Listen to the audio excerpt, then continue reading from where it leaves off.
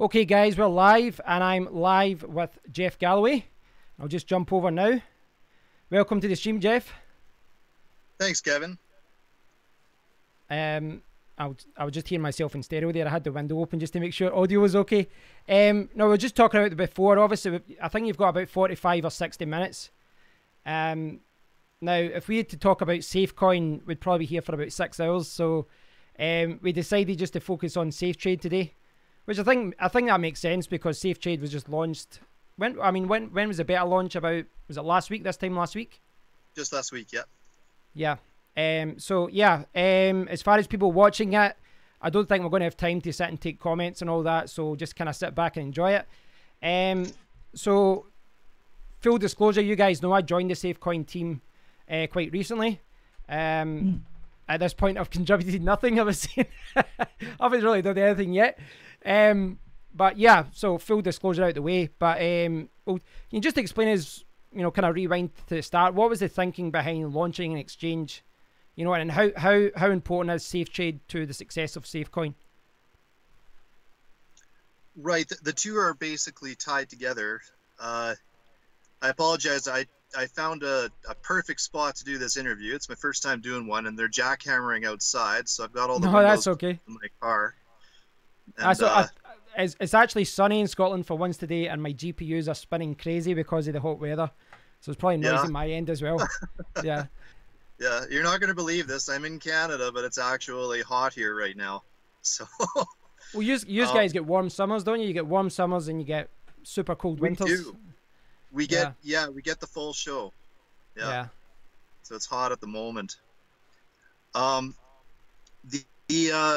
SafeCoin and SafeTrade are completely tied together, really, and eventually we'll be moving towards decentralized exchange as well. That's also going to be tied in, so that it'll really be the three of them tied together, providing a solution to allow people to actually use the blockchain in circulation.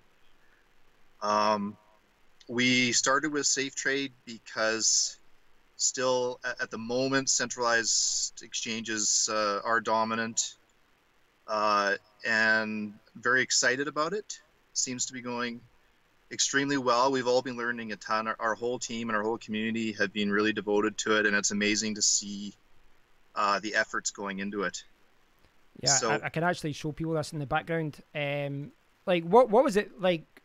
Did you look at a lot of different software to do SafeTrade, or was there one that you had in mind from the start? Because I think a lot of people, I think one of the criticisms people would say right now about SafeTrade is it doesn't look as pretty as other exchanges. But obviously, design is something that's coming later. You kept stressing that it's all in the back end right now. It's all about security. It's all about all these other things. Absolutely, yeah. I don't think we don't want to start out as having 1 million users on the first day. This is very much working on the back end and trying to find as many ways to make this exchange as possible, as safe as possible. We looked at a lot of different kinds of software. The software we picked offers a lot of different ways that we can make it secure. And we've worked with a lot of different members of the SafeCoin team and the Bitcoins team. I have to throw that in there. They've been great, and we found ways to provide what we believe is a very secure back end and something that we're going to continue to focus on. So that really is the focus right now. But in the long run, we have no intentions of this being a small exchange. We really want to be the leader in the market, and I think this is the place to start, is by living up to your name and doing everything you can to make the exchange safe for users. And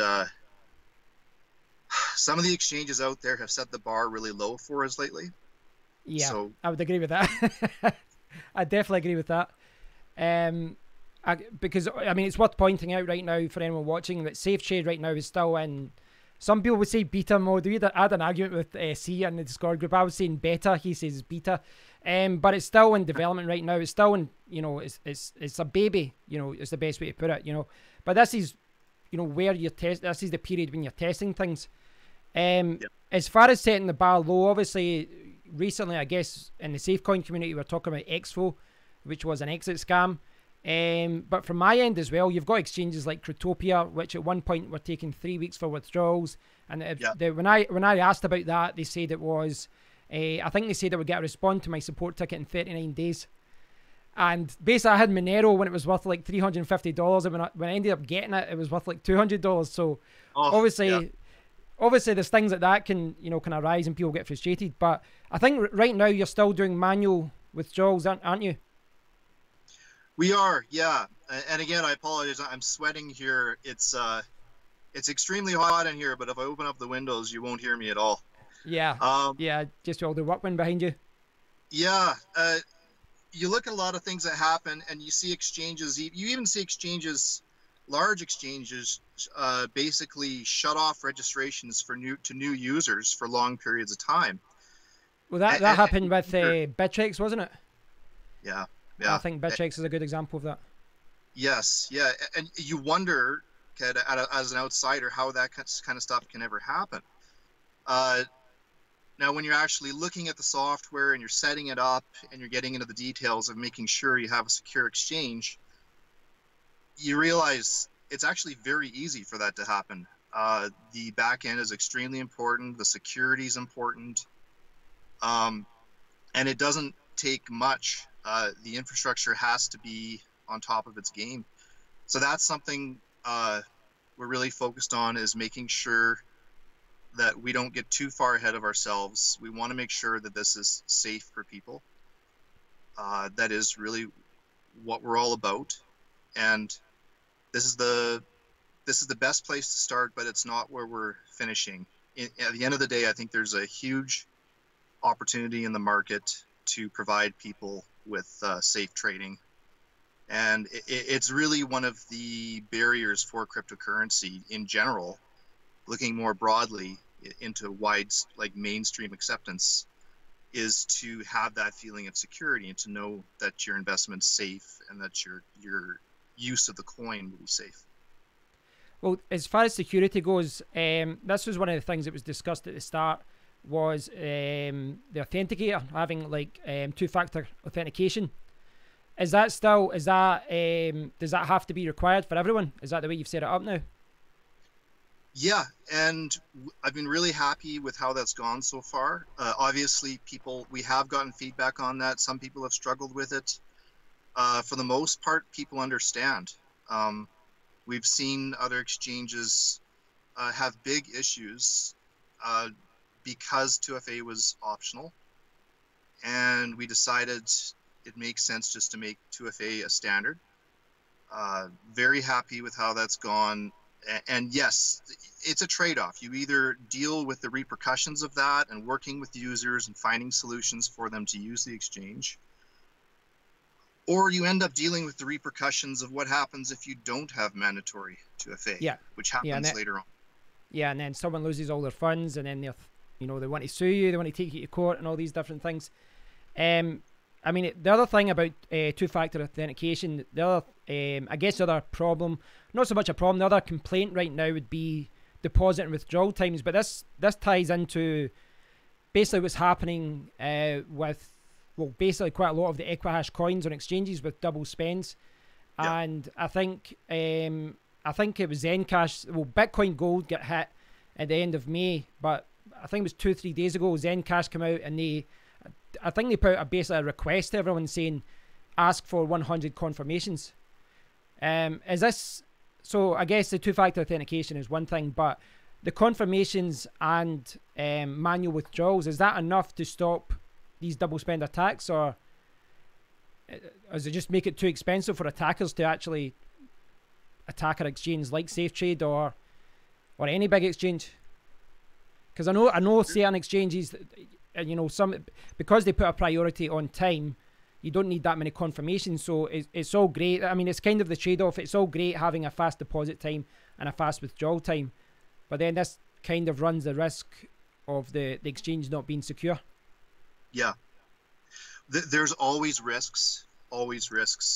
You can't get away from that. There are definitely kinds of exploits that take longer than that to uncover. Some exploits could take weeks or months to uncover, and it could happen to any coin.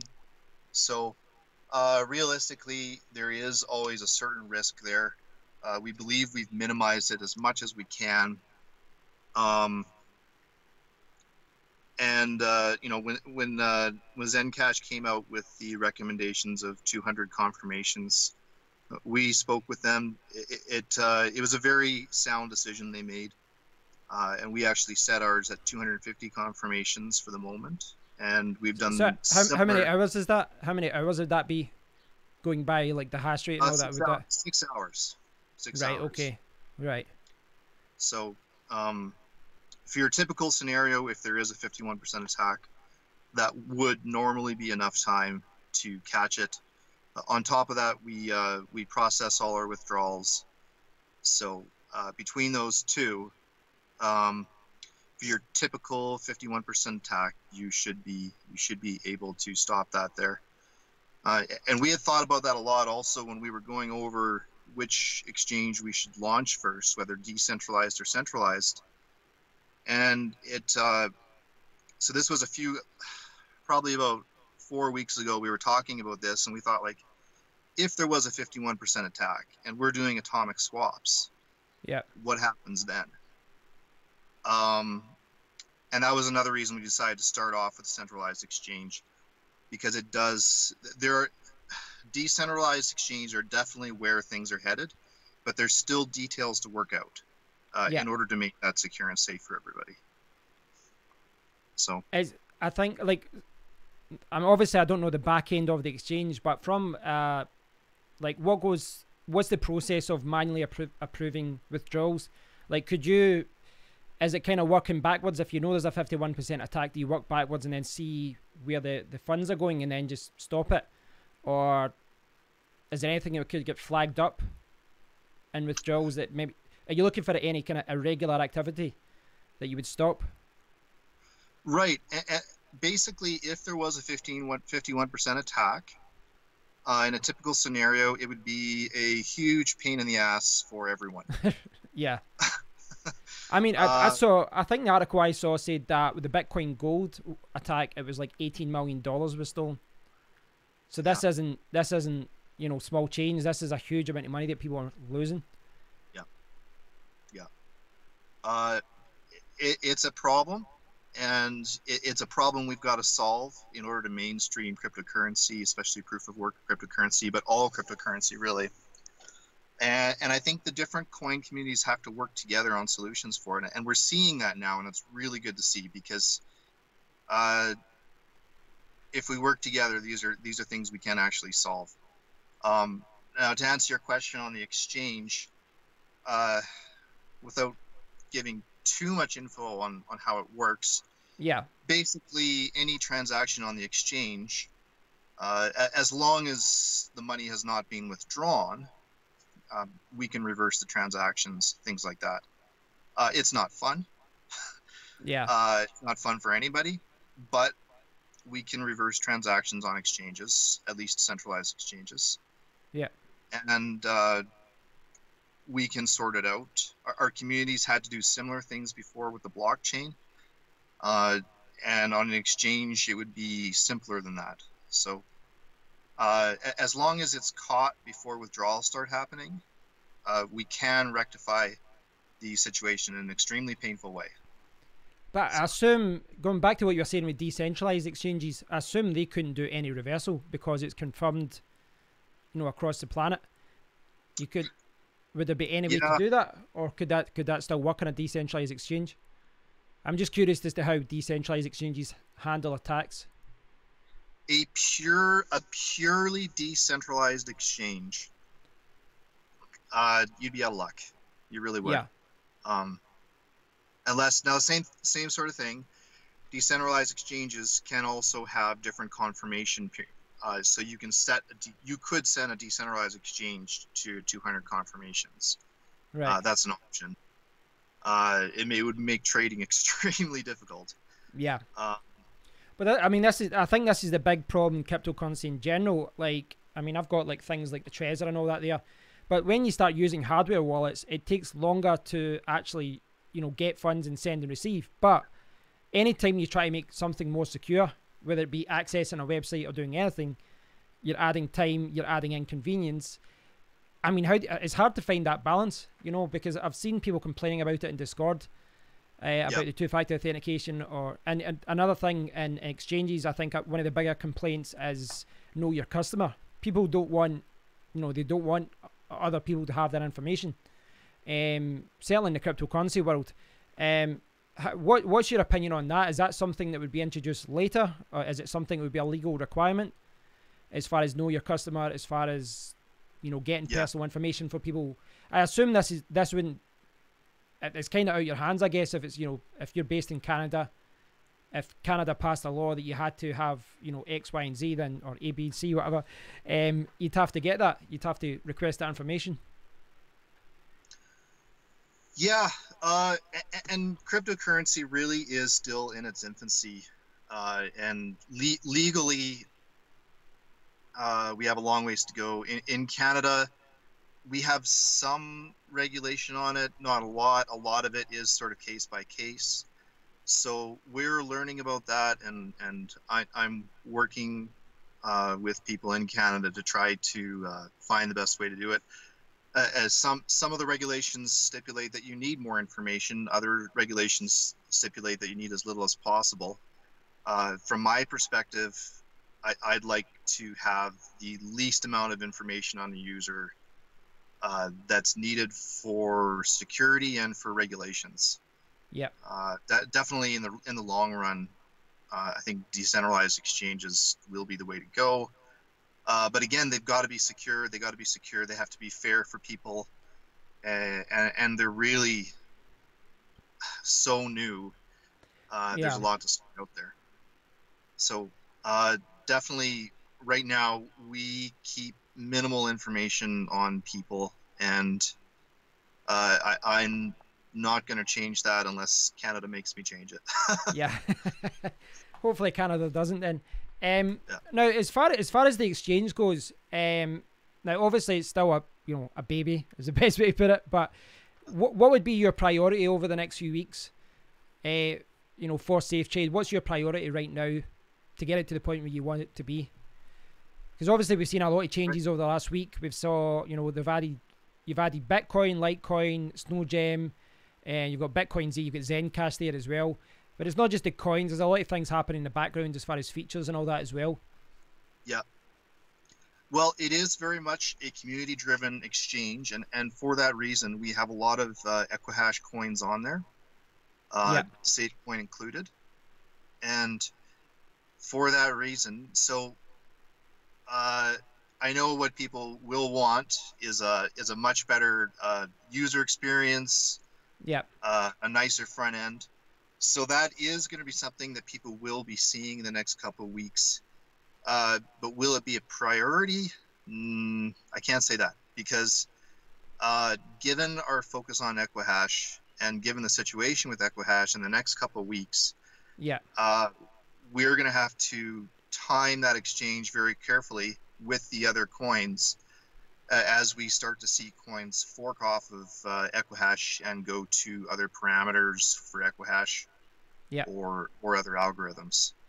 So that could actually be a major focus. And the other priority we have is we're seeing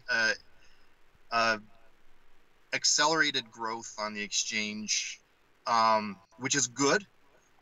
It's exactly what we want to see, and it's because we have such a great community that's getting the word out there and using the product. But the other focus for us is making sure that we're scaling, make sure that we're meeting, and we're already seeing it. I mean, I even looked today, and the daily increase in use is significant. So it's making sure that back end can handle the scaling.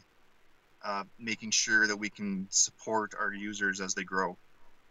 Yeah, I mean, we've seen that the 24 hours volume is going up. The hash rate for SafeCoin is definitely going up, and I've noticed that a lot of new people in the Discord, which is obviously great. We want more people in the community. But again, it comes back to what you were saying earlier about exchanges shutting down registration because they can't handle it.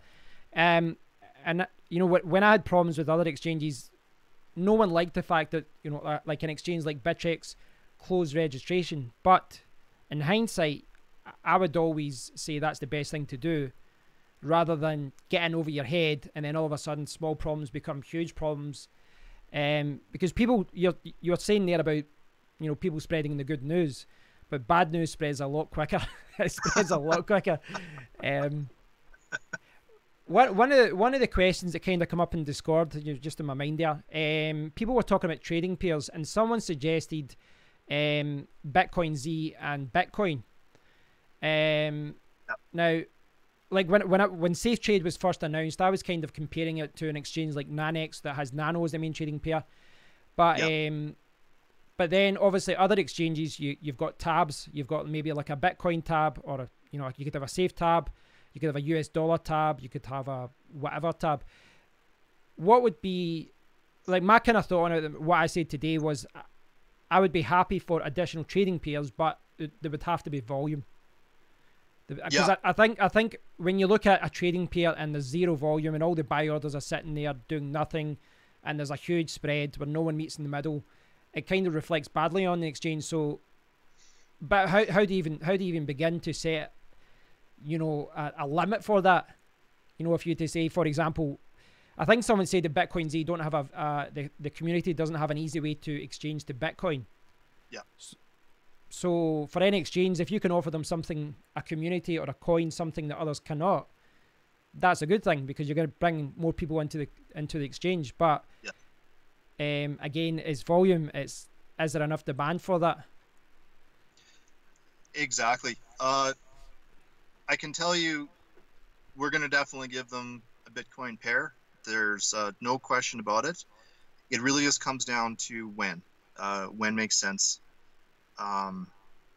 Bitcoin Z is really just a fantastic community, a fantastic team. We love dealing with them, and it's no secret that our community and their community, there's shared investment in both coins. Yeah. So they're definitely going to get a Bitcoin pair.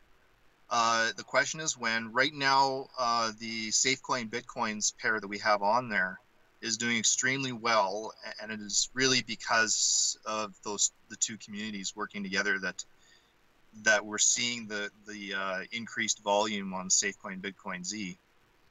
Long term, they need their own Bitcoin pair, they need their own Litecoin pair, and we're going to make sure they get it. But again, right now we have really healthy volume on the SafeCoin Bitcoin pair. We're an 8-day-old exchange. It's probably better to focus on that for a little bit longer, and also going back to making sure the exchange can handle the volume. Yeah. This is the thing, because obviously you're trying to fix things, but then you wanted to scale at a certain, you know, organically and not be overwhelmed with all the traffic, but it doesn't work that way. People start talking, and then, you know, people start signing up. I mean, I don't know if you could do a voting system, because obviously as far as the trading pairs go, I think this is quite unique. I think this is a fantastic idea what you guys are doing as far as the voting system. I can't think of any other exchange that did it exactly like this, where you know, you've got a list of all the different coins here. You've got, obviously Bitcoin Z was the first coin. You've got Bitcoin, Litecoin, but Zencash was also one that was kind of, you know, agreed upon at the start. But Snowgem was the first coin that's been voted in, and you've got like a unique voting system where people can vote for their favorite coin with one safe coin. And the good thing about that as well is that no vote is wasted. I think that, you know, that's basically the best way to explain it, is because Snowgem were number one, they got onto the exchange, and then, you know, at the moment Commercium is number one, but that could change before the end of the round. Yeah, I mean, how did this come about? Like, was this something that you looked at in other exchanges? And because obviously I'm aware of, like, again, to use Cryptopia as an example, because I'm not a big fan of it, but I'm aware that, I mean, I've been in Discord groups, despite the fact that Cryptopia is a really bad exchange, they're charging people, I mean, what is it? It's like $75,000 or something, or more than that, to get listed. It's insane when you think of the money. And you posted the other day that Snowgem got onto your exchange for like less than $100 or something. Yeah. Obviously, that will increase over time. That would obviously increase over time, but yeah, it's an interesting dynamic because it depends on the price of Safe and it depends on how much they vote. That particular concept. So I researched exchanges well in advance of launching SafeCoin. It was one of the primary drivers for me, and that concept came about very early on, and it really comes down to trusting the community. A lot of people, you can overmanage stuff. You can say, well, how do we pick better coins than the other exchanges? Yeah. And at the end of the day, we do have to consider security. We're not going to put a coin on there if they think there's a security risk. Yeah. Or if there is a security risk, can we mitigate it with number of confirmations, etc. At the end of the day, decided the best thing to do is trust the community, and try to use consensus as much as you can. It's not a perfect system. There isn't a perfect system, but we're doing the best we can to let communities decide how this exchange will shape. No, I do agree with that, because as you say, I think that's the best way to look at it, because no system is perfect. I think that the majority of the time this voting system is the best way to do it, because if it is being voted by the communities, by the teams themselves, then you'd think that there's going to be a demand when it does actually get added to the exchange, and there's going to be some volume. But there's always a but. But I guess the only thing I could see, the way this would be abused would be, well, we know one of the biggest problems in cryptocurrencies are these guys that just do ICOs and then they end up with $10 million before they've even got a wallet. And if they had a huge amount of funds behind them, they could get their 2-week-old coin voted to the top very easily if they've got the funds to do it. Yeah. And this is where maybe a veto or something comes in. I mean, I guess this is, you see this all the time on the internet when someone says vote for the name of this boat or something, and everyone starts voting for joke names. I mean, I don't think it's going to happen here because obviously it's money's involved. But I do think that long term, if maybe every now and then you'd maybe get someone with a lot of funds who could get to the top. But it's a big if there. I'm just brainstorming these kind of situations. As you point out, there's no easy way to handle this. And I'm from a miner's point of view, from a trader's point of view, it's great to have this kind of transparency, because if you look at the way some of these other exchanges handle listings and what they're doing in the backgrounds as far as golden handshakes and money under the table and suitcases with guys with moustaches and all that, these things, you don't know what's going on in the background as far as why, I've seen exchanges saying, well, no, we're not going to list these guys, they're not good enough, and then the next day they list a terrible coin that's got no development. So I think that, yes, it's not perfect, but I would definitely say this is probably the best, listing system I've seen so far in any exchange. Well, thanks. I appreciate that. Yeah.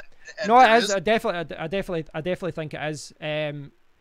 Because I saw how other listings have been handled with other exchanges, and there's always something suspicious going on in the background. Definitely something going on. Yeah. Well, yeah, there is no perfect system.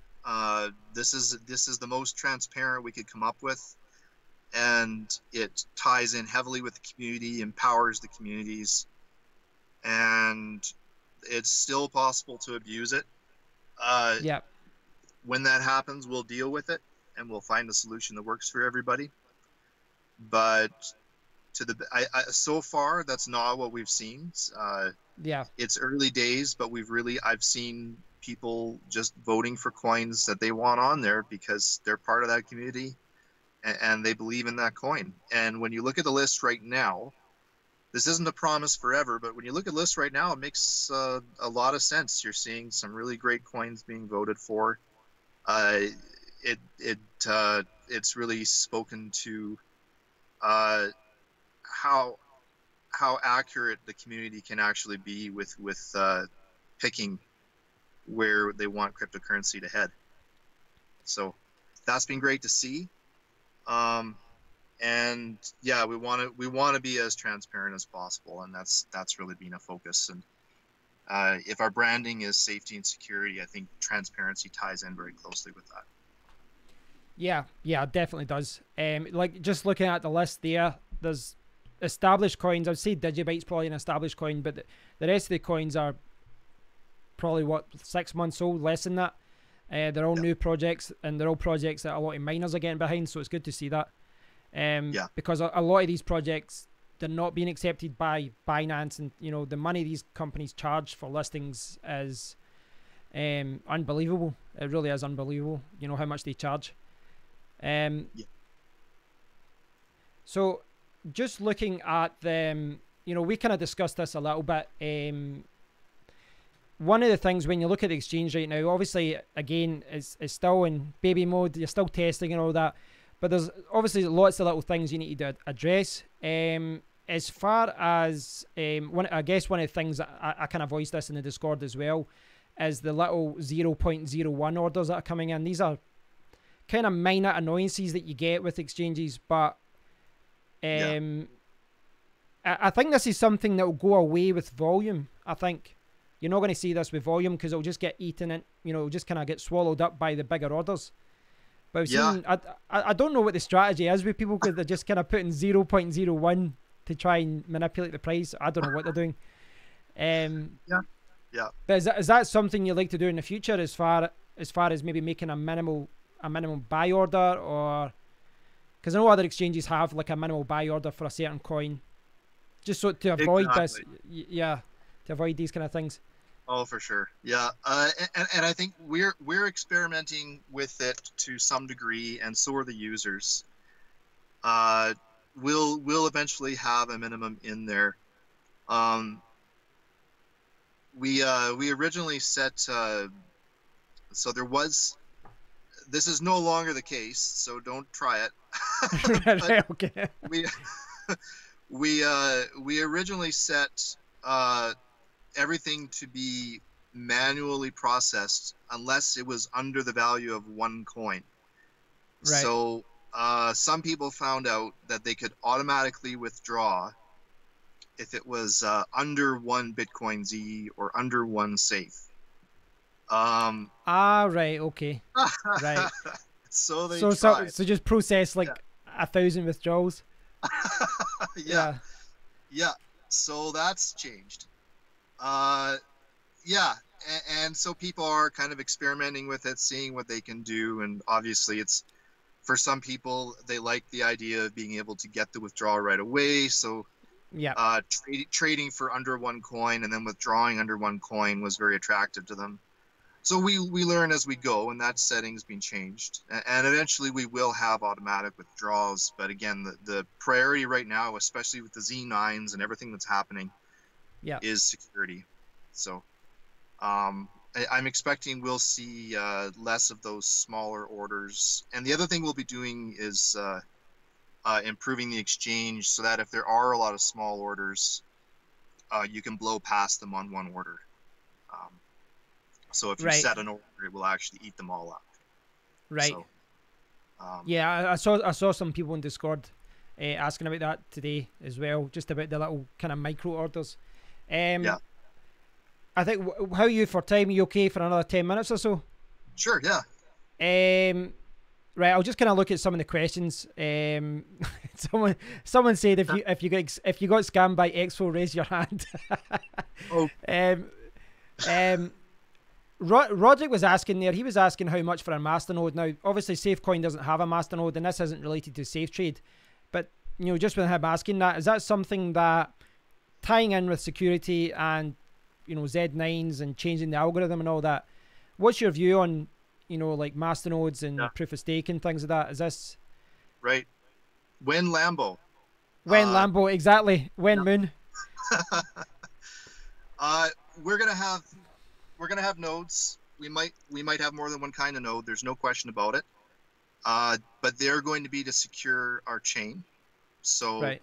for that reason, we can't make any Lambo promises or provide an exact amount, because it's very Yeah. much going to be driven by the technology rather than the economy. Yeah. And now, of course, at the end of the day, the economy, it has to make economic sense as well. People need to have a reason to use the master nodes, but these nodes are going to be there for a reason.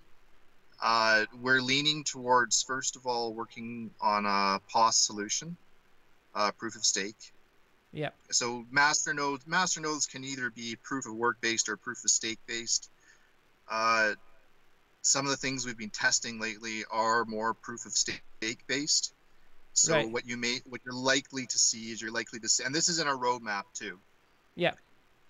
You're likely to see SafeCoin moving in a proof of stake direction. Not 100% proof of stake, but you're going to see some proof of stake, very likely.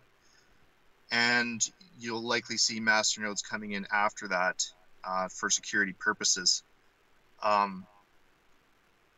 Could that tie into what's happening with the decentralized exchange as far as masternodes go? Because I've seen a lot of new coins come out where the coin is basically driving the DEX, where you know that's how they're securing all the network. Yeah, that is definitely the plan for the DEX. We still have a lot of work to do there. You may see different phases of the masternodes. You may see the masternodes come in first of all securing the chain and then securing the DEX after that, basically handling transactions for the DEX. We'll do things. We tend to do things in stages. So you'll see a component come in, and then we'll build on it. So it's very important to get the right building blocks. I think we have a lot of the right building blocks. But I think one that we're missing and one that has always been on our roadmap is proof of stake. So you'll probably see that first and then see us build on that.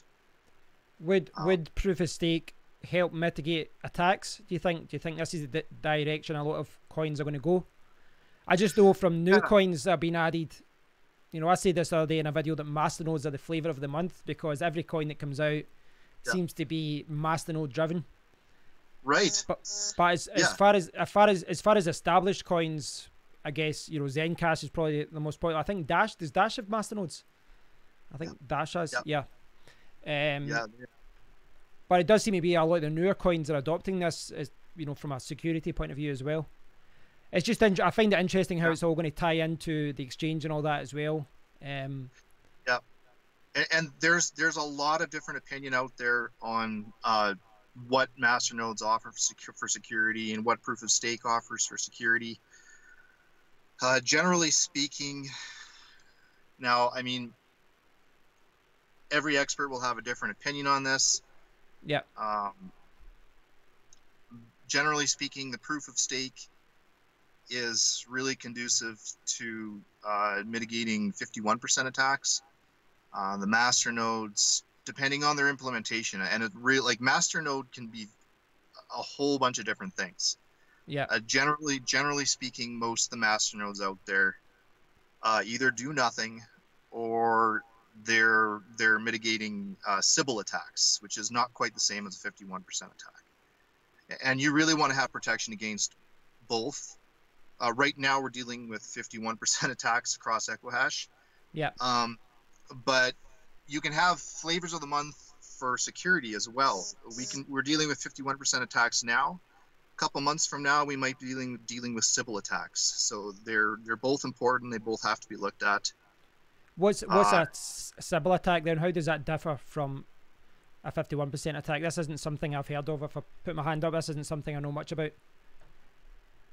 Well, it's a similar concept, but it doesn't have it does not require the same kind of hash rate takeover. Right. And again, it really depends on the implementation.